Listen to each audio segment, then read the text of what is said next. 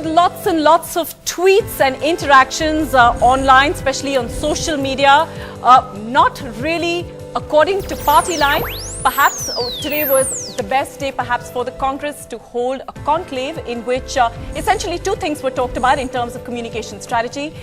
One is that all party spokespersons must toe the party line and not speak outside of that. And secondly, very importantly, especially for the social network, that language used on social media should be decent and not indecent. Those were the two imports from that meeting earlier, and that's exactly what young Rahul Gandhi actually wanted. But this is interestingly coming on the same day that we had a huge amount of reactions that we saw on Shakil Ahmed, who is a member of the Congress party. His tweet where he said that Indian Mujahideen was formed after Gujarat riots, says the NI in its charge sheet. Even now, BJP and RSS will not desist from their communal politics. That's in fact the tweet that got lots and lots of reactions.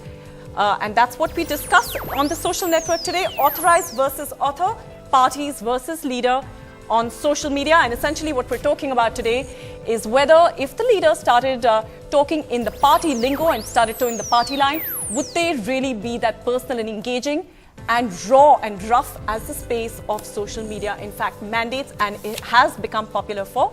You can tweet us live on our Twitter handle, that's at TSN on NDTV. Let's quickly introduce our panelists for the day. We've got with us in the studio Shehzad Poonawalla, who's the co-founder of YouthCongress.com. We've also got with us in the studio Sushant Kumar, he's the social media analyst with Drizzle Media. We're also joined from Mumbai by Jitin Gajaria, who's the co-convener of the intellectual cell of the BJP. Thank you, Jitin. Long time no see. And we're also joined from Srinagar by Shahzad Bukhari, who's the editor of Kashmir Rising. Shehzad, my first question to you. I know that today your page, a very crucial page of the Congress has been launched, Khidki.com. And in fact, we're going to show our viewers a quick look at that page. In a sense, that's one of the few places where the Congress has perhaps gotten a little bit ahead of the BJP in terms of social media, but that diktat in a sense on keeping the language decent on social media. How are you going to handle that? First of all, as far as Khidki is concerned, it's a social media platform. Basically, the idea came about because as far as Rahul Gandhi is concerned, he's always said that the party must facilitate conversation, and there are geographical limitations, there are limitations of access to leadership because of various reasons. So for this purpose, to facilitate conversation so that the last person on at the blocks can communicate with the top leadership, Khidki as a platform has been put forward. As far as the diktat, I am so sorry, this is not a diktat. This is an advice that Rahul ji has given simply because he feels, and this is true, your BJP supporters, whether it's on social media or whether it's in the TV studios, and let me not take names, are completely full of abuses and abusive language for their opponents.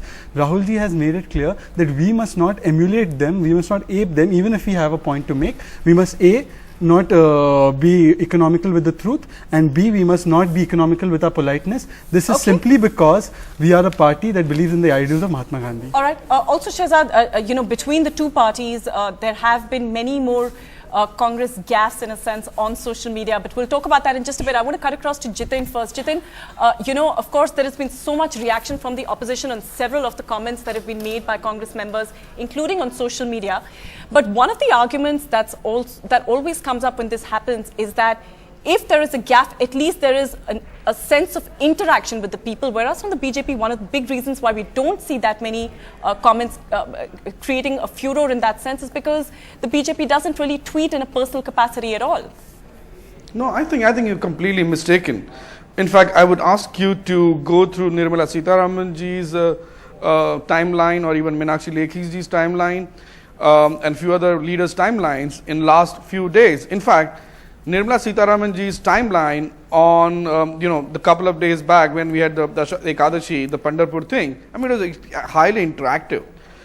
Being interactive does not give you a license to abuse. I mean, listen, supporters, no, listen, I'll come to that. I know what you will say.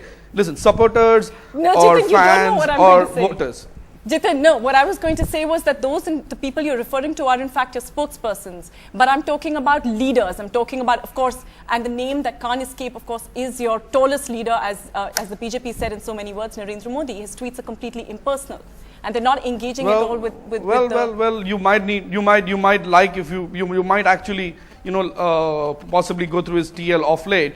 See, social media is a new media. Having said that, at least our tallest leader is there on a social media. Where are Congress tall leaders on any of the media? Be it Manmohan Singh, be it Sonia Gandhi, or be it Rahul Gandhi. I mean, they're nowhere to be seen on any of the media. In fact, the problem with Congress, give me 1 minute to say that.